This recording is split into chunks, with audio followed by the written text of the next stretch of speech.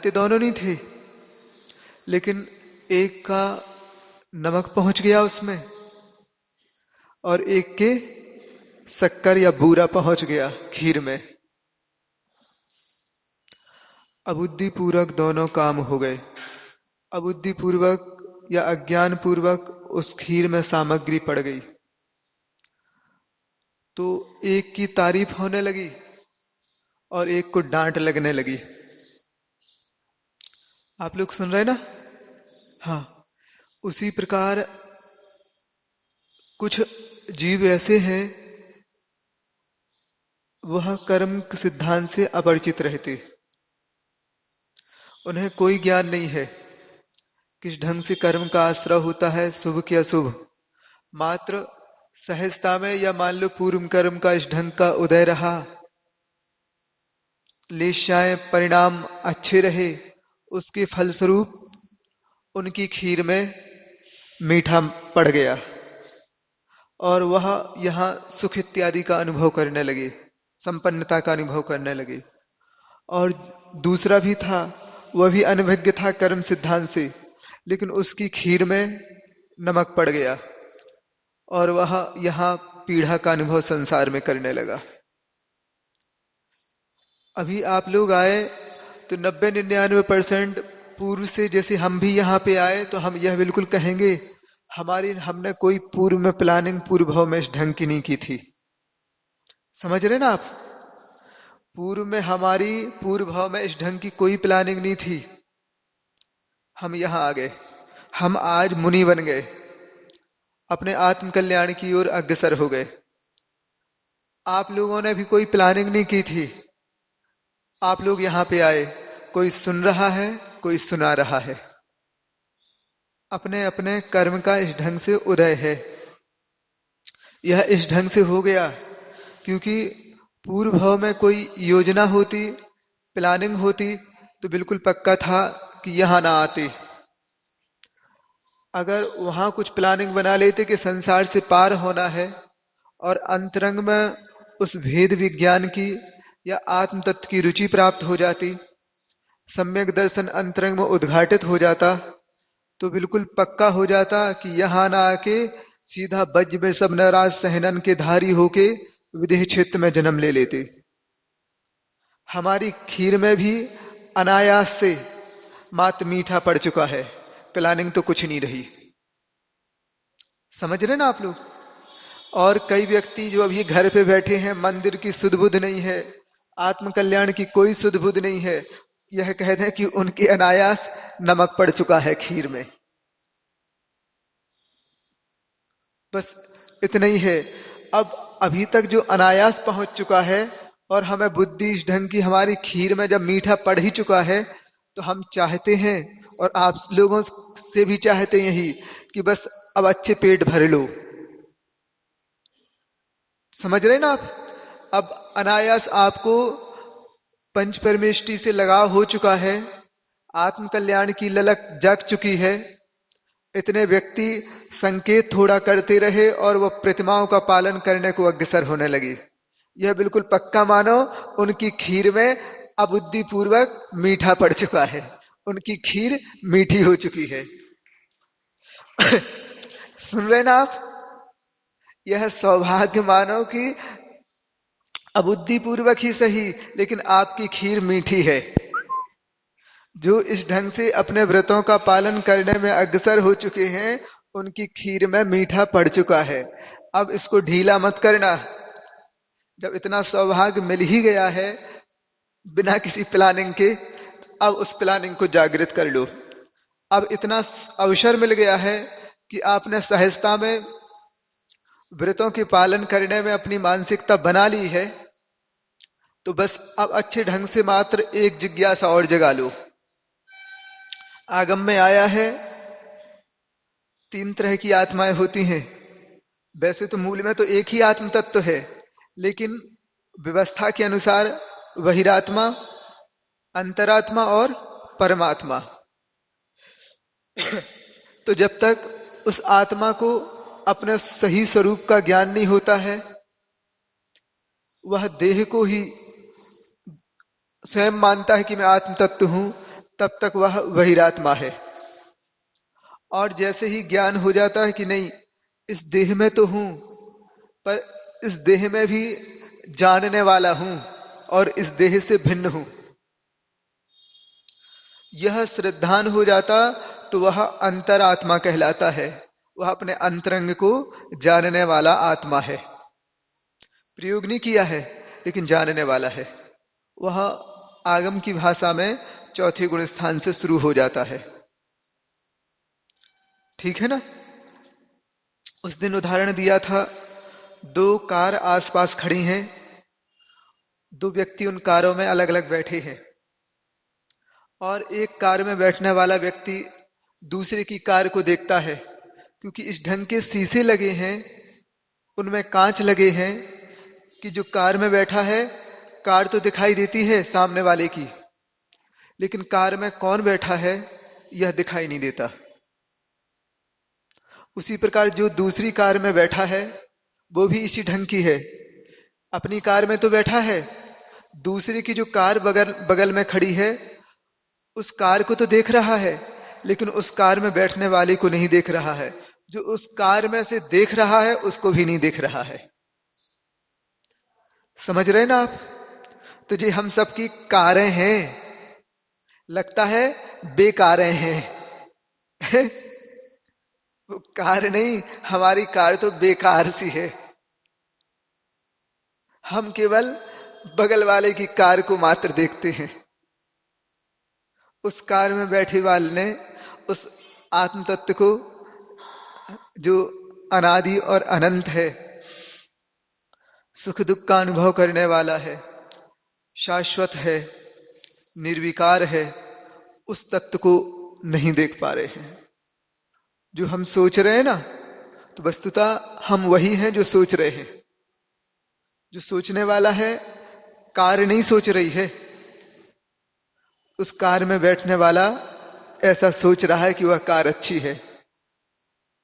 बिल्कुल पक्का है, वह सोचने वाला कार के बारे में सोच रहा है, लेकिन जो सोचने वाला है वह कार नहीं है, वह एक जीव तत्व है, आत्म तत्व है।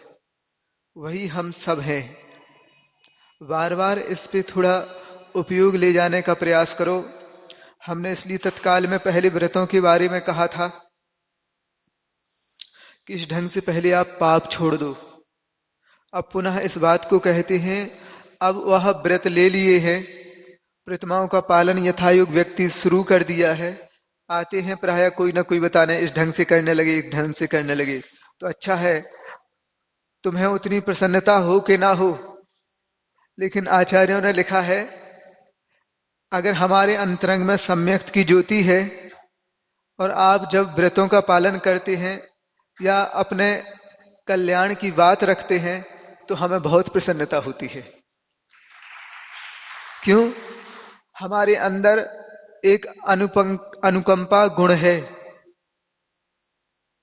वह अनुकंपा गुण ऐसा है, आप लोग भले ही आपस में लड़ते झगड़ते रहते हैं, लेकिन पिता की भांति एक गुरु महाराज का, एक साधक का इस ढंग की दृष्टिकोण रहती है। बच्चे तो लड़ते रहते आपस में, इनने ऐसा कर दिया, उनने ऐसा कर दिया, ये ऐसे हैं, वे वैसे हैं, लेकिन जो पिता रहते हैं तो वे कहते तुम कैसू कच रहो, चाहे खोटो होए चाहे चोखो होए, हमारे तो दो ही लड़का आए। समझ में आई ना। लड़का चोखो होए चाहे खोटो होए, संतान तो हमारी इनकी आए। उसी प्रकार मुनि महाराज तुम्हारे इस बाहर के आडंबर को देखते हुए भी सब कुछ जानते हैं कि है तो एक चेतन तत्व, संसार से पार हो जाए, इससे बड़ी और उपलब्धि क्या है हमें, और प्रसन्नता भी क्या है। तो बार बार उनका पुरुषार्थ रहता, इन व्रतों को पालन कर रहे हो तो उसके साथ साथ काय के लिए व्रत लिया है, इस उद्देश्य को याद रखो, तो मात्र आत्म कल्याण के लिए ही व्रत लिया है। क्योंकि बाहर की संपत्ति मिल जाती हैं लेकिन पुनः छूट जाती हैं। आप देखा तो है आपने कि आपके जवानी के दिन आए थे, अब बुढ़ापे में बदलने लगे हैं। कहां आपकी स्थायी जवानी रही? रही क्या? जिनकी नहीं है अभी, आएगी, फिर भी वह चली जाएगी, आके चली जाएगी। जाएगी कि नहीं? जाएगी। तो रोना थोड़ी है, पश्चाताप भी नहीं करना है। अब जो गाड़ी मिली है पुरानी होने को है, उससे और अच्छे ढंग से यात्रा कर लो। टूटी फूटी जैसी भी है हमें मिली है, उसकी आलोचना भी नहीं करो। बस गाड़ी मिली है तो चलाते जाओ, अपने गंतव्य जहां तक पहुंचना है वहां तक की यात्रा करते जाओ। सुन रहे ना? हाँ। और वो कैसे होगी? तो वह मात्र अपने परिणाम को शांत बनाने से होती। हर बात को सहन करना सीखो। पीड़ाएं तो हैं, पीड़ाएं तो बहुत हैं, और उस पीड़ा में कोई निमित्त भी बनता है, कोई ना कोई निमित्त बनता रहता है। तो उन पीड़ाओं के बावजूद भी अपने आप बार बार, जैसे दूध रहता ना, इतना तेज गैस कर देते हैं, थोड़ी देर बाद उबलने लगता है, खदबद खदबद खदबद करने लगता है। और फिर पुनः उस गैस को जब लगता है कि उबलने को है, अपने उस पात्र से बाहर आने को है, तो बंद कर देती ना। तो अपने आप पूरा दूध शांत होने लगता है। शांत हो गया, और थोड़ी देर बाद, अब क्या उसको जैसे गर्म करने के लिए आग जलाई थी, तो वैसा क्या ठंडा करने के लिए कुछ करते हो क्या? बस छोड़ देती, मात्र छोड़ देती ना, तो अपने आप ठंडा हो जाता। बस यही प्रक्रिया आप दूध से सीख लो। इतने दिन तक तो दूध औंटते रहे आप, नहीं सीखा है? उस दूध से सीखो कि बस उबल गया, अब शांत बिठा लो। उबल गया ना, तो जो उबाल थी उसकी मर्यादा 24 घंटा की हो गई। अब तुम 24 घंटा के लिए बिल्कुल शांत बैठ जाओ, अब नहीं उबलना बार बार। इस ढंग से अपने परिणामों को शांत बनाने का पुरुषार्थ करो। क्योंकि इस अवस्था में जब जैसे जैसे परिणाम शांत होते हैं, बिल्कुल शांत बैठने लगते हैं, उस समय बहुत भारी आमदनी होती है। आज इस रहस्य को नहीं कोई जानता। जब जब साधु जितना शांत होने लगता है, उनकी मन की, वचन की और काय की चेष्टाएं बिल्कुल कम होने लगती हैं। उसी प्रकार जैसे जैसे उनकी काय, मन की और वचन की चेष्टाएं जितनी शांत होती जाती हैं, उसमें पुण्य की पोटेंसी और जबरदस्त होती जाती है। मन बिल्कुल शांत, किसी तरह का विकल्प नहीं करना। वचन बिल्कुल शांत, अनावश्यक नहीं बोलना। काय बिल्कुल शांत, अनावश्यक नहीं है तो ऐसी क्रियाएं नहीं करना। इसमें जो माहिर होने लगता है धीरे धीरे, वही व्यक्ति अब समझ लो कई गुणित होके सैकड़ों गुणा अब पुण्य की पोटेंसी ज्यादा आने लगती है। यह आगम का रहस्य है। जो अभी रिद्धियों के बारे में बताया ना, तो जैसे जैसे उन मुनि महाराज का मन बिल्कुल शांत बैठने लगता है, बाहर की तरफ अरे आवाज क्या आई, वो जिज्ञासा शांत हो गई। विकल्प ही नहीं आई होगी, हमें विकल्प नहीं। किसी ने इतनी बड़ी भारी पूजा कर दी तो शांत है, किसी ने अपमान इत्यादि कर दिया तो शांत है। उथल पुथल मस्ती नहीं। इन्होंने कुछ हमसे कह दिया तो हमें 2 बातें सुनाई, हम 4 सुना देंगे, इस ढंग का भाव ही नहीं है। 4 बातें सुनाने का, सुना दी भैया सुना दो, हमारा थोड़ी कुछ बिगड़ गो। इस ढंग के परिणाम होते हैं। मेरे जो उस दिन बताया था ना, वो थे गुरुदत्त महाराज। जब वह किसान घसीटता हुआ उनको गुफा में ले जा रहा था, तो अपने अवधि ज्ञान का प्रयोग किया। यह व्यक्ति किस ढंग से परेशान कर रहा है, तो हमने पूर्व जन्म में इन्हें इसी ढंग से, तो इसी गुफा में तो आग लगाई थी। शेर के रूप में जब यह किसान था, तो पूरे गुफा में हमने कपास भर दी थी, रुई भर दी थी और आग लगा दी थी। उस समय हमने इस ढंग का कर्म का आश्रय कर लिया था। आज यह व्यक्ति बस हम यह नहीं कर रहा है, हमने इस ढंग का उस समय इसको जलाते समय कर्म का बंद किया था, या जलवाते समय कर्म का बंद किया था। कृत कारित और अनुमोदना इस ढंग से हमने की थी, बस इसकी दोष कोई है ही नहीं। क्योंकि आज हमें पीड़ा हो रही है या हमें फल मिल रहा है, तो किसके कारण मिल रहा है? इसके कर्म की वजह से मिल रहा क्या? अरे इसके खाते में पैसा है, इसके खाते में कर्ज है, लोन इसने निकालता तो ये चुकाएगा। तुम्हारा पासबुक और उसकी पासबुक दोनों पास पास रखी हैं, सुन रहे ना? एक की पासबुक में 1 करोड़ रुपया, क्या बोलते हैं, डेबिट के क्रेडिट क्या बोलते हैं, जिस जमा रहता, क्रेडिट, क्रेडिट के रूप में है, और एक की में 1 करोड़ रुपया डेबिट के रूप में, ऋण के रूप में, ऋण के रूप में है। दोनों पासबुक पास पास रखी हैं, सुन रहे ना? अब बिल्कुल पास पास रखी हैं, देने वाला पासबुक को देख के देख रहा है, तो आपको दे रहा है, किसकी पासबुक से देख रहा है? हैं? सुनो तो, किसकी पासबुक से दे रहा? वो आपकी पासबुक से दे रहा है। तो वो महाराज समझ चुके हैं कि यह हमारी कुछ भी है, हमारा कर्ज लिया था हमने पहले, जब यह शेर के रूप में था तो इससे कर्ज ले लिया था, यह वसूल रहा है। अब ऐसे ही तो हमारे साथ साथ हो रहे, तो बस उन्हें अब हाँ वसूल लेने दो। अब अच्छा नहीं भी, हम तो कुछ कर ही नहीं सकते। अब उसने कर्ज दिया था, वो वसूल रहा है, हाँ अब सब कुछ अच्छे ढंग से वसूलेगा वो। हमने कहाँ रियायत की थी? हमने जिंदा जला दिया था उसको, जिंदा था, और हमने पूरी गुफा में रुई भर दी थी और आग लगा दी थी। वो जिंदा तड़पता रहा और जलता रहा, तिल तिल करके जला वो। हमने भी तो ऐसे किया था। आज वह अगर इस ढंग से कर रहा है तो वस्तुतः मेरा कर्ज चुक रहा है। इस ढंग का भाव आता रहा, वो परिणामों में शांत। अब उसके प्रति द्रोह अब कुछ नहीं करना है, इसने तो कुछ किया ही नहीं था, किया धरा है तो सब मेरा था, क्योंकि वह सारा का सारा अब प्रत्यक्ष होने लगा। कर्म लिया था, कर्म बंधा था, आज उदय में आ रहा है। ऐसे मुनि महाराज ने परिणाम शांत किए, और इतने शांत हो गए कि नहीं, अब तो यह देह, इसी देह के द्वारा तो किया था, दंड भी इसी देह के द्वारा दिया था, अब दंड भी इसी देह को मिलना है।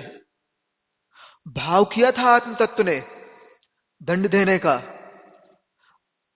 किसने किया था? तो देह ने किया था, देह ने किया था ना। अब भाव आत्म तत्व ने किया था, कार्य देह ने किया था, तो दंड इस देह को मिल रहा है, और भाव पीड़ा के आत्म तत्व को हो रहे हैं। वैसी व्यवस्था रही ना, बिल्कुल सुनियोजित व्यवस्था रही, और इस ढंग से वह देह अंदर जल रही है, और भाव अंतरंग में इस ढंग के हो रहे हैं कि अब बिगाड़ना नहीं है। जब भाव बिगाड़ लिए थे, अब नहीं बिगाड़नी है। अब मैं तो शाश्वत आत्म तत्व हूं, केवल जान तो सकता हूं पीड़ा को, लेकिन उस पीड़ा से मैं जल नहीं सकता हूं। कि देह जल रही है यह जान रहा हूं, लेकिन उस पीड़ा से या उस आग से मैं स्वयं आत्म तत्व नहीं जलूंगा। इस ढंग का भाव आया, और परिणाम बिल्कुल शांत होते गए। अब देह को भूलते गए, अब ना कुछ बोलना है, न मन में विचारना है, न काय से यहां से भागने की भी चेष्टा नहीं करनी है कि कहीं जाके भाग जाओ, कुछ नहीं करना। अब जो हो रहा उसको देखना जानना, अब उसको भी नहीं देखना जानना। थोड़े समय के बाद तो बस वे अपने उस आत्म स्वरूप की ओर ज्ञाता दृष्टा मात्र में हूं, यह देखना जानना बाहर की अपेक्षा है। अंतरंग में तो निज को ही मैं अनुभूत करता हूं। इस ढंग से बिल्कुल शांत रहने लगते, और इस ढंग से अब 3 अवस्थाएं बनती हैं। एक होता है अशुभ उपयोग, एक होता है शुभ उपयोग, और एक शुद्ध उपयोग होता है। तो उनका पूरा का पूरा उपयोग अब शुद्ध आत्म द्रव्य की ओर लग चुका है, कि यह सारा बाहर का है, जो देह है वो बाहर में है और बाहर की है। इस ढंग से बिल्कुल तटस्थ हो गए, और मात्र जान रहे अपने आत्म तत्व की उस ज्ञान स्वभाव को जानते हैं, उस चेतना को कि मैं हूं, इस ढंग की अनुभूति करने लगे, बस यही एक ऐसा पढ़ाव बन जाता कि इतनी असंख्यात गुणी निर्जरा केवल मात्र इस ढंग से होती। अब नए सिरे से कर्म का आश्रय हो नहीं रहा है, क्योंकि कर्म का आश्रय जब बाहर के द्रव्य को विषय बनाते हैं, तब शुभ या अशुभ बनाते हैं, तो शुभ और अशुभ कर्मों का आश्रय होता है। अब हमने शुभ अशुभ दोनों को विषय नहीं बनाया। अब क्या विषय बना है? तो हमने कर्म के उदय को विषय नहीं बनाया। अब कर्म को विषय नहीं बनाया, कर्म के उदय को विषय नहीं बनाया। अब तो केवल मात्र उस द्रव्य, शुद्ध द्रव्य आत्म तत्व को मात्र विषय बनाया कि मैं चेतन मात्र हूं। न मे मृत्यु कुते भीतिर, न मे व्याधि कुतो व्यथा, न हम बालो न वृद्धो हम, ना यवैतानी पुद्गले। ये सारे के सारे पुद्गल की हैं, हमसे भिन्न है, मेरी मृत्यु होती नहीं है। इस ढंग का भाव आया और बिल्कुल अंतर्मुहूर्त मात्र लगा, और अपने आप इस वो देह को जला रही थी, और अंतरंग में वह श्रेणी की आग जल गई, ध्यान की आग जल गई कि उसने अंतरंग, वह नौकर्म को जला रही थी आग, और इस आग ने, ध्यान की आग ने कर्म को जला दिया। कल बताया था नौ कर्म द्रव्य परिवर्तन और कर्म द्रव्य परिवर्तन बताया था ना। तो एक आग ने, बाहर की आग ने नौ कर्म द्रव्य को जला दिया, और अंतरंग की ध्यान की आग ने, जो उनकी स्थिरता बनी शुद्धोपयोग की, उसने कर्म द्रव्य को जला दिया। दोनों आगों ने दोनों तरह के, एक ने नौ कर्म का विध्वंस कर दिया, राख राख कर दिया, और ध्यान की आग ने कर्म को राख कर दिया, और वह सीधी शुद्ध अवस्था में बैठ के अनंतानंत सिद्ध परमेष्टियों के बीच में विराजमान हो गए।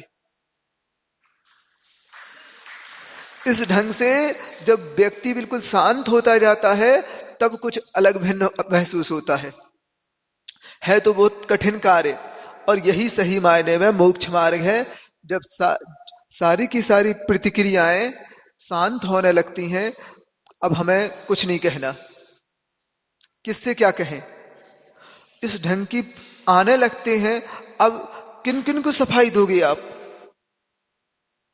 किस किस को सफाई दोगे? सामने जो देखने में आ रहा है, आप कहोगे क्या? अंदर से तो मेरे कर्म का उदय रहा, बाहर से उस कर्म ने इस ढंग का प्रभाव दिखा दिया, तो इस ढंग की चर्चाएं होने लगी।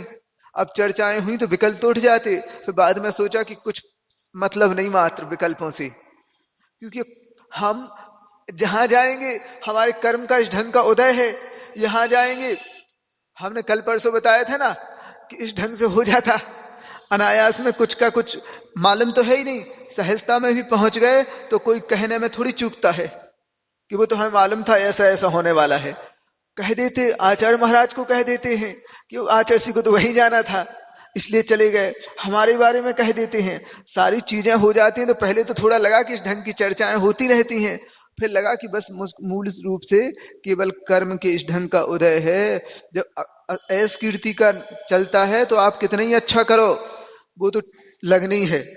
जैसे नरकों में होता ना कि तुम कुछ ही अच्छा करो, तुम्हें अच्छा भी करो, नारका नित्या अशुभतर परिणाम देह वेदना विक्रिया। जब कर्म अशुभ उदय में रहता है तो कई व्यक्ति बताते, महाराज जी इतना अच्छा करते फिर भी जब देखो तो कोई ना कोई टोकता ही रहता हमें कि तुमने ऐसा कह दिया, तुमने ऐसा कर दिया। तो भैया अपने ही कर्म का उदय है, थोड़ी देर विकल्प हो जाता, उस विकल्प को शांत किया करो। अब व्रती बन चुके हो, शांत रखो। अब ग्रस्त आम ग्रस्त तो हो ही नहीं, इस ढंग से बिल्कुल अपने परिणामों को शांत रखा करो, ठीक है ना। और एक एक करके बिल्कुल अपने परिणाम घर गृहस्थी में इसी ढंग से शांत बनाने का प्रयास करो, नहीं तो हमारे पास कोई ठिकाना नहीं है। कल वर्णन आ रहा था कि चलो कल बताया था द्रव्य परिवर्तन, फिर क्षेत्र परिवर्तन। एक क्षेत्र परिवर्तन के बारे में सुनो आप, जो 5 परिवर्तन होते ना, तो कोई जीव है, आपकी सुई की नोक जितनी है उसमें इस आकाश के असंख्यात प्रदेश आ जाते। प्रदेश क्या कहलाता? तो परमाणु होता। परमाणु पुद्गल की सबसे छोटी इकाई है, उससे वही कोई छोटा नहीं होता, वो सबसे छोटा है, कोई विभाग नहीं होता उसका।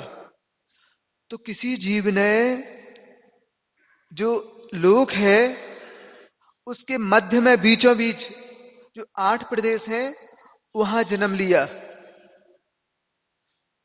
अब जिस अवगाहना के साथ लिया, 8 प्रदेशों के साथ वहां जन्म ले लिया और क्रम से अपनी आयु पूरी कर ली। अब उतने में कितने प्रदेश हैं जहां जन्म लिया था? तो एक प्रदेश में जन्म नहीं लिया उसने। सबसे छोटी अवगाहना निगोदिया जीव की रहती है, लेकिन उस अवगाहना में भी उसने इतनी बार जन्म ले लिया जितने उसमें प्रदेश हैं। असंख्यात प्रदेश हैं, असंख्यात बार उसने उस स्थान पे जन्म लिया, उन 8 मूल प्रदेशों में। और फिर जब असंख्यात प्रदेश पूरे हो गए जन्म लेते क्रम क्रम क्रम से, फिर उसका एक एक प्रदेश बढ़ाते हुए पूरे 3 लोक में हर जगह उसने जन्म ले लिया। सुन रहे ना आप? एक सुई की नोक में कितना स्थान है? तो असंख्यात प्रदेश होते हैं। तो सबसे पहले उसने उस प्रदेश को एक एक बार जन्म लेके, असंख्यात बार जन्म लेके उस प्रदेश को पूरा किया। फिर एक एक प्रदेश को बढ़ाता हुआ, जैसे आपके खसखस का दाना रखा महावीर विहार में, सुन रहे ना? यहां पे एक दाना रखा, उस दाने में कितने प्रदेश हैं? असंख्यात प्रदेश हैं। तो वह असंख्यात बार पहले उस दाने में जन्म लिया उसने, फिर क्रम क्रम से एक एक प्रदेश बढ़ाता हुआ पूरा बासोदा पैक कर दिया। बार बार हर स्थान पे खसखस का दाना मात्र है। बासोदा क्या पूरा विदिशा जिला में जन्म ले लिया, विदिशा जिला क्या पूरे मध्य प्रदेश में जन्म ले लिया उसने, अलग अलग नहीं, इसको बढ़ाता हुआ एक स्थान भी छूटा नहीं, पूरे को पैक करता हुआ क्रम क्रम से बार बार जन्म ले रहा वो। सुन रहे कि नहीं? अब क्या हुआ कि विदिशा ही नहीं, पूरे भारत, मतलब मध्य प्रदेश ही नहीं, पूरे भारत के एक एक चप्पे चप्पे में उसने बार बार जन्म ले रहा और मर रहा है वो जीव। इस ढंग से पूरे भारत नहीं, ज्ञात विश्व में उसने जन्म ले लिया। और पूरा ज्ञात विश्व नहीं, पूरे के पूरे जम्बूद्वीप में जन्म ले लिया उसने। और पूरे जम्बूद्वीप नहीं, पूरे 3 लोक में जन्म ले लिया। जब एक भी प्रदेश उस 3 लोक का बाकी नहीं रहा, तब उसका वह क्षेत्र परिवर्तन कहलाता है।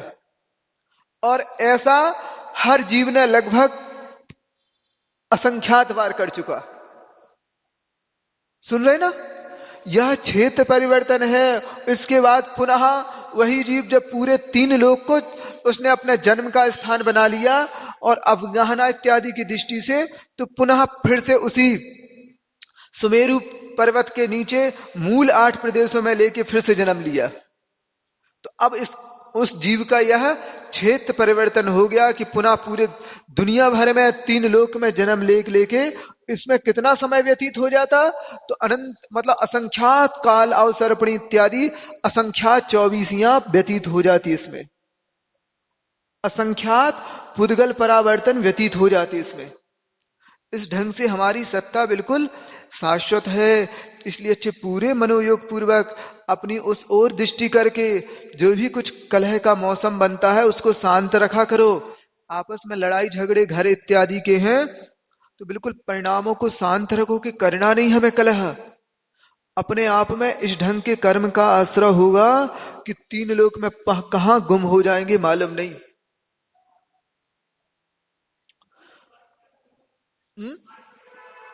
8 प्रदेश सुमेरु पर्वत के बीचों बीच मूल में रहते, वह मूल प्रदेश कहलाते। जो सुमेरु, क्योंकि सुमेरु पर्वत पूरे असंख्यात द्वीप समुद्रों में सबसे बीच नाभि केंद्र में है और उसका भी नाभि केंद्र वह मूल प्रदेश है, ऐसा रहता। इसलिए अच्छे ढंग से आपको धीरे धीरे संभलना है। 10 लक्षण की तैयारी इस ढंग की रहे कि आपको अंतरंग से आनंद आने लगे और प्रति समय केवल पुण्य का ही बंध बंधे। परिणामों को संभालना सीख जाएंगे आप। इस ढंग से हमें कलह नहीं करनी है। अब हम इतने व्यक्ति जो बैठे हैं, हम इनको सबको पुण्यात्मा मानते हैं। इतने सारे बासोदा में कितनी जनसंख्या होगी? जैन समाज 10,000 की होगी लगभग, कम से कम 10,000 की व्यक्ति हैं, 200-400 व्यक्ति तो होंगे कि नहीं यहाँ पे? 200-400 व्यक्ति इस ढंग से हैं कि कहीं ना कहीं अपने आत्म कल्याण की ललक रखते हैं। अब 10,000 में से क्या हम समुद्र में से एक चुल्लू भर भरें तो उतने व्यक्तियों को पुण्यात्मा माने कि ना माने? मानते हो कि तुम धर्मात्मा हो? नहीं कहना चाहता कोई? कोई नहीं स्वीकार करेगा कि धर्मात्मा हो। करोगे कि नहीं? बोलो, पुण्यात्मा हो कि नहीं? पुण्यात्मा और धर्मात्मा में अंतर क्या है?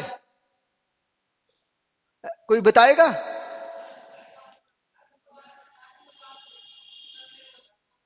हाँ हाँ हाँ हाँ हाँ। नहीं, यहां प्रयोगात्मक लेना है। पुण्यात्मा जो पुण्य के फल भोग रहा है, प्रसन्नता का अनुभव कर रहा है, वह पुण्यात्मा है। और वह व्यक्ति जो अपने परिणामों को शांत रखे है, जिनेन्द्र भगवान ने कहा ना कि वस्तु स्वभाव धम्मो, उसके अनुसार मतलब परिणामों को शांत करना, मतलब वह धर्मात्मा है। पुण्यात्मा वह जो पुण्यवान है, भोग पुण्य को भोग रहा है, और धर्मात्मा वह है जो पुण्य को बांध रहा है। यह कह सकती है ना? जो पुण्यात्मा वह है जो पुण्य को भोग रहा है, और धर्मात्मा वह है जो पुण्य को बांध रहा है।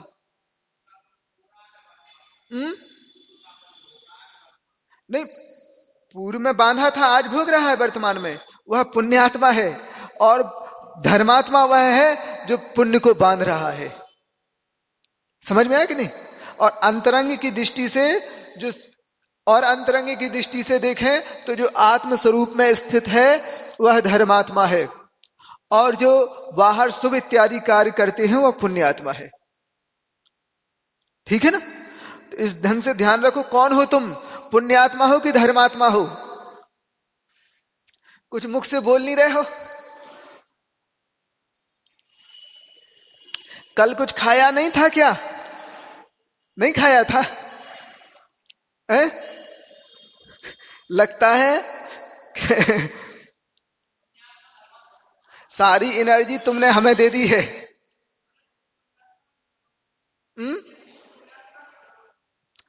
धर्मात्मा। ठीक ठीक। अच्छे ढंग से अपने परिणामों को संभाल रहा है, जो परिणामों पे पहरेदारी कर रहा है, वह धर्मात्मा है। सुन रहा ना? जो जिसने सोच लिया है कि हमें कसाय नहीं करनी है, हमें राग द्वेष नहीं करना है, हमें लड़ाई झगड़ा नहीं करना है, वो वस्तुतः धर्मात्मा है। और जिसमें अभी उस अहंकार के वशीभूत हो के हम ऐसा कर देंगे, हम वैसा कर देंगे, उसकी गणना अलग है।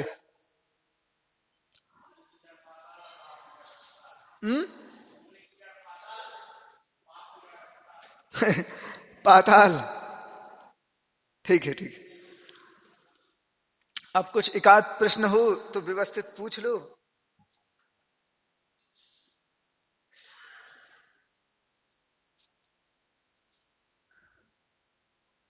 हाँ हाँ, ठीक ठीक। आत्मा और चेतना।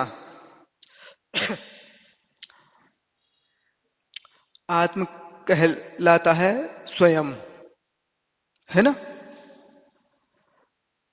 तो वह सभी द्रव्यों में है।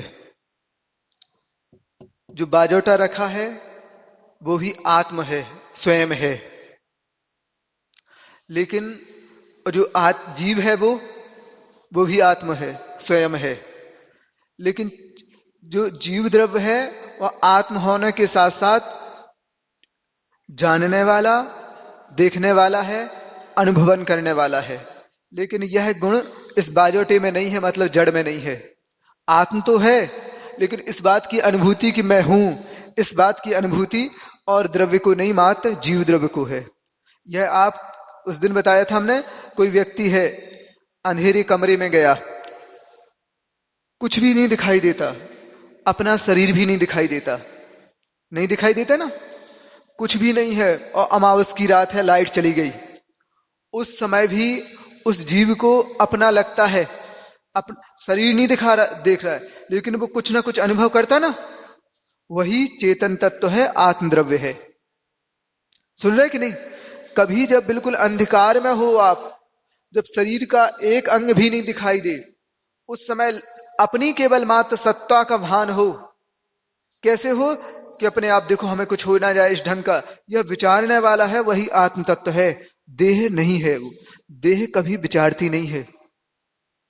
जब शव को रख दिया जाता अर्थी इत्यादि पे, तो कभी भी वह हमें कोई जला रहा है इस ढंग की फीलिंग उसके अंदर नहीं आती, नहीं आती ना।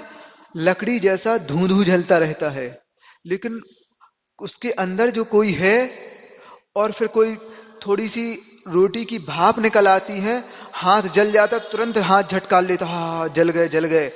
तो जो जल रहा है इस ढंग का अनुभव कर रहा है कि मैं जल गया हूं, वह आत्म तत्व है। जो चेतना उस पे चिता पे लेटा है, उसमें चेतना नहीं है, लेकिन जो यहाँ पे बैठा है और मैं रोटी की भाप से जल गया हूं, इससे इसकी अनुभूति है उस देह के अंदर। वह आत्मद्रव्य है, चेतन है, जो जान रहा है कि मैं जल रहा हूं, अनुभूति कर रहा है कि मैं जल रहा हूं, जलन हो रही है, वह आत्म तत्व है। ठीक है ना? यह इस ढंग से बार बार देखना चाहिए।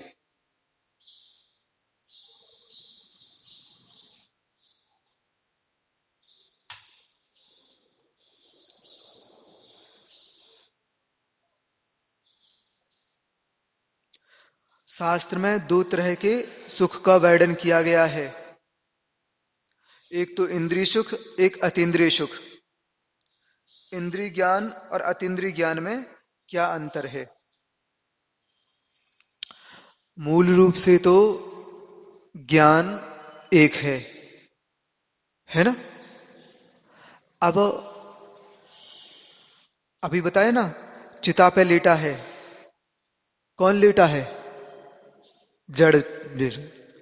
अब क्या, अब आंख भी है उसमें, अभी है कि नहीं? कान भी है, स्पर्श भी है, मुख भी है, सब कुछ है कि नहीं जो चिता पे लेटा है। अब इंद्रिय ज्ञान करती तो कर लेती, सारी इंद्रिय तो थी अभी। जो चिता पे सबको लिटाया है, अगर इंद्रियां ही ज्ञान करती तो कर लेती, लेकिन किया नहीं, क्योंकि वस्तुतः उसमें जो जानने वाला आत्म था, जानता तो वह आत्म तत्व है, चेतन तत्व है। देह में रहता तो वह मानता कि मैं जल रहा हूं। जानने वाला तो आत्मा ही है, मात्र इंद्रियों की सहायता से जानता है। आंख से देख लेता, अच्छा धूप निकल आई, आंख बंद कर ऐसे किए है तो धूप का पता तो नहीं है। आंख खोली, फिर जानने वाला कौन है? अब अंदर है, अच्छा कोई कमरे में बैठा रहते, रजाई ओढ़े रहता, ठंडी के दिन रहते ना, तो देखा होगा रजाई में बिल्कुल मुंह से उड़ता है पूरा का पूरा, और आवाज देता धूप निकल आई का। बूढ़े बूढ़े व्यक्ति रहते ना, तो उन्हें ठंड ज्यादा लगती, तो पूरी ढके रहते हैं और आवाज देते धूप निकल आई का बोलत, बुंदेलखंड में धूप ही बोलत ना, निकल आई का, घाम घाम निकल आओ, घाम निकल आओ का, हाउ निकले आओ, आ जाओ।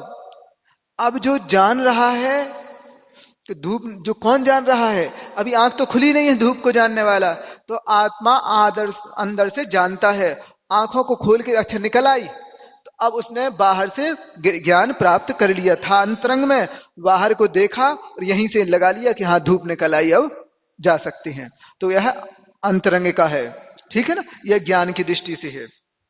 अतीन्द्रिय ज्ञान इस ढंग से भी लेते, जहां पांचों, जब प्रत्यक्ष ज्ञान हो जाता है, मुख्य रूप से केवल ज्ञान, फिर मनापर्य ज्ञान या अवधि ज्ञान, अगर इनको होते तो इनको इंद्रियों की आवश्यकता नहीं पड़ती।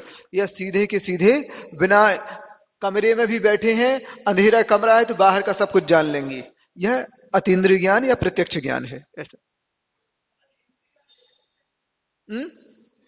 हाँ हाँ, एक देश प्रत्यक्ष है, आपको इस ढंग से कर सकती, लेकिन उपचार से है, ध्यान रखें ऐसा। क्योंकि अब जिस वस्तु में आप जैसे सुख ढूंढ रहे हैं, इंद्रिय सुख और अतीन्द्रिय सुख, अब हमने बताया ना कि अब कोई व्यक्ति चिता पे लेटा है, अब लेटा है तो कहां उस आगी के गर्म पने का महसूस करता, नहीं करता ना। करने वाला कौन है? आत्मद्रव्य। और उसी प्रकार कई बार कुछ व्यक्ति बहुत उदास बैठा है, रसगुल्ला थाली में है, उदास बैठा है तो पूरे बुरे मन से खा रहा है, और जैसे ही रिजल्ट आया, अरे तुम तो 90 नंबर से पास हो गए हो, अब अच्छे इंटरेस्टेड हो गया, वो हो गया कि नहीं, उस चीज में भी आनंद आने लगता है। तो जो गृहस्थ अवस्था में इत्यादि में रहते हैं और जब तक उन्हें अतीन्द्रिय ज्ञान का आनंद का मालूम नहीं है, तब तक सारी के सारे परिवार का भी सुख माना जाता है सबके बीच में। इसको भी पूर्ण रूप से नहीं निगलेक्ट कर सकते, लेकिन जो यथा योग्य रहते, जो फिर अपना आनंद आने लगता है, जैसे कहते हैं कालो दधि का खारा पानी पीना चाहे कौन पमान। कौन? जिसने क्षीर सागर के जल का अनुभव कर लिया है, उसके लिए कहा गया है। और जिसने अभी क्षीर सागर का जल देखा ही नहीं है, अब उसके लिए तुम कहो कि तुम्हारा कालो नदी को पानी खराब है, तुम्हारा कुआं को पानी खराब है, तुम्हें शांत बैठो, थोड़ी बार बार मत बोलो। क्यों? क्योंकि कभी उसने क्षीर सागर का स्वाद लिया ही नहीं है। हमने उस दिन बताया ना, 2 चींटियां थीं, एक मिठाई की दुकान में थी, एक गौशाला में गोबर इत्यादि के बीच में थी। तो एक दिन मिली दोनों, हुआ नहीं है, मात्र उपलक्षण मात्र है। तो कहा तुम हमारे घर आया करो। तो जो मिठाई की दुकान में थी, हमारा ही तो बहुत मिठाई मिठाई है, तो भाई वो चींटी गई गोबर, तो अपने दोनों छोटे छोटे से कण अपनी नाक में लेके गई वो गोबर के। क्या मालूम ऐसे स्वाद आएगा कि गंध आएगी कि नहीं आएगी। तो इसी ढंग का है, व्यक्ति नहीं जानता है जब तक, तो वह अपने पंच इंद्रियों के विषयों को ही सब कुछ मानता है, वो छोड़ना नहीं चाहता।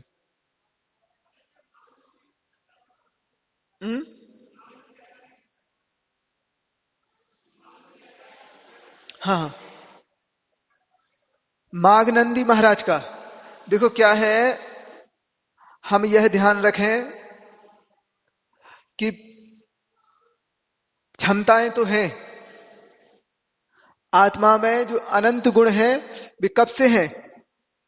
अनादिकाल से हैं, लेकिन वस्तुतः आवरण पड़ा होने के कारण वह उद्घाटित नहीं हो पाती।